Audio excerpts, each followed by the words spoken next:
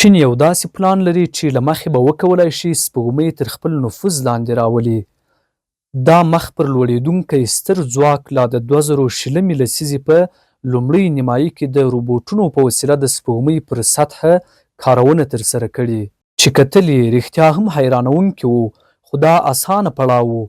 اصلي کارونه لا پاتې دي او همدا راتلونکي ګامونه به نړۍ ته وښیي چې چین په رښتیا څومره ځواک لري. دا البته د دې معنا نه لري چې بریا حتمي ده، ځکه بریا هیڅکله تضمین شوې نه وي. خو که دا هر څه د پلان له مخې پر مخ ولاړ شي، نو په 2029 کال کې به حالات ډیر حیرانوونکي شي. په 2029 کال کې چین غواړي د لومړي ځل لپاره انسانان سپوږمۍ ته ولېږي. د فضا د اکتشاف د ډیرو نورو مهالویشونو برعکس، دا یو داسې مهالویش دی چې باور پرې کېدای شي 2029 کال به د چین د ولسي جمهوریت د جوړېدو 80مه کلیزه وي، او دا د چین لپاره ډیر مهم کال دی. دا ورځ د امریکا د خپلواکۍ ورځې ته ورته ارزښت لري، ځکه دا د ماوزیدونګ او د هغه د کمونیستي سور پوځ د بریا نمانځنه ده. هغه بریا چې د چین د اوږدې کورنۍ جګړې له 100 کلونو وروسته ترلاسه شوه. نو له شکه پرته ده چې د چین کمونیستي ګوند به دا فرصت د نړۍ په کچه د یو ستر او تاریخي ګام لپاره وکاروي، داسې ګام چې د دوی له تر ټولو ملي او وطني لمانځنو سره سمون ولري. لکه څنګه چې مخکې مو وویل، دا هغه څه دي چې چین یې لا له مخکې پلان جوړ کړی. د انسان د سپوږمۍ ته د لیږد لپاره 3 اساسي برخې اړینې دي. یو دروند باروړونکی توغندی، د عملي فضایي بیړۍ او د سپوږمۍ د ناستې بیړۍ. د چین لپاره ټاکل شوی دروند توغندی لانګ مارچ 10 دی. دا توغندی دا مهال د جوړېدو په پړاو کې دی او تمه ده چې په 2020 کال کې ازمایښتي الوتنه وشي.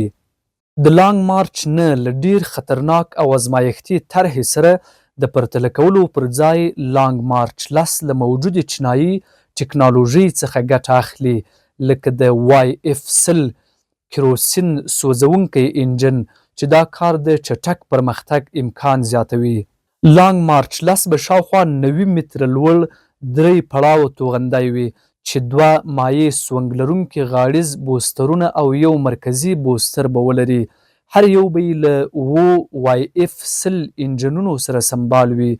دا توغندی به په بڼه او فعالیت کې د سپیس ایکس فالکن هیوي ته ډیر ورته وي، خو کولی به شي 22 مټریک ټنه بار د سپوږمۍ مدار ته ورسوي.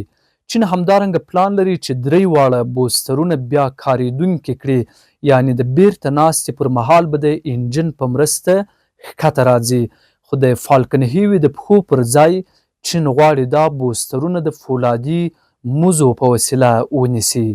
دوهمه مهمه برخه منګژو فضایي بیړۍ ده.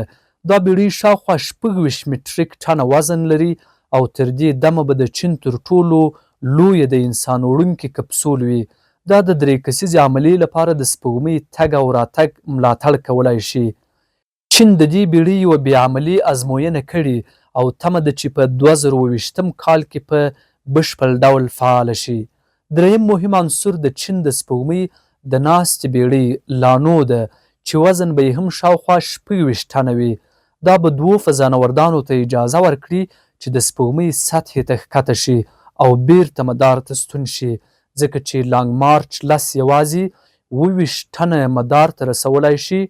نو دا ماموریت به 2 جلا توغندي ته اړتیا ولري، یو د عملي بیړۍ لپاره او بل د ناستې بیړۍ لپاره. دواړه به د سپوږمۍ په مدار کې سره یو ځای شي، عمله به انتقال شي او وروسته به 2 فضانوردان سپوږمۍ ته ښکته شي.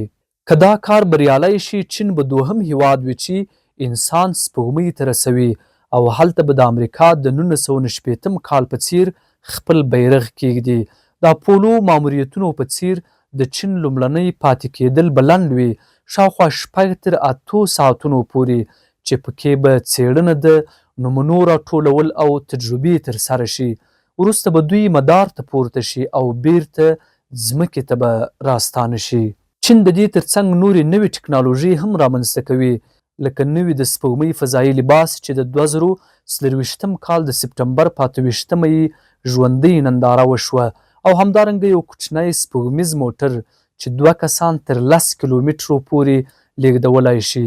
که څه هم ځینې خلک فکر کوي چې دا کار ډیر مهم نه دی ځکه ناسا غواړي تر 2026 پورې انسانان سپوږمۍ ته واستوي، خو د ناسا د آرټمیس پروګرام مهالویش ډیر نامعلوم ښکاري. برعکس د چین روبوټي ماموریتونه په ځانګړي ډول د سپوږمۍ د لرې اړخ او جنوبي قطب څېړنه ډیر بریالي روان دي. د چانګ ای 6 ماموریت وتوانید چې د سپوږمۍ له لرې اړخه د خاورې نمونې راوړي چې دا په تاریخ کې لومړی ځل و. راتلونکی ګام به چانګ ای 7 او چانګ ای 8 ماموریتونه وي چې هدف یې د سپوږمۍ په جنوبي قطب کې د اوبو یخ موندل او د 3D چاپ له لارې د ودانیو جوړولو ازموینه ده. دا به د سپوږمۍ پر سر د انسان د تلپاتې حضور لپاره بنسټ کیږدي. چین په 2021 کال کې د نړیوال سپوږمیز څیړنیز مرکز ILRS اعلان وکړ چې تمه ده په 2030 کلونو کې جوړول پیل شي. دا پروژه به په پیل کې په بشپړه توګه روبوټي وي او چین غواړي له دې لارې په سپوږمۍ کې دایمي حضور ولري. د دې ټولو لپاره چین یو ډیر ستر توغندي ته اړتیا لري. لانګ مارچ 9 دا توغندی له 2011 کال راهیسې د پراختیا په حال کې دی او وروستۍ طرحه یې بشپړه بیا کارېدونکې ده چې د سپیس ایکس د سټارشپ سره ډیر ورته والی لري. که څه هم دا د ښکلا سیالي نه ده بلکې د فزیک خبره ده، خو ښکاري چې چین همغه لاره تعقیبوي چې سپیس ایکس غوره کړې ده. په پای کې پوښتنه دا ده چین سم پلانونه لري، سم نظرونه لري، خو آیا کولی شي دا ټول عملي کړي؟ وخت به یې ځواب ووایي.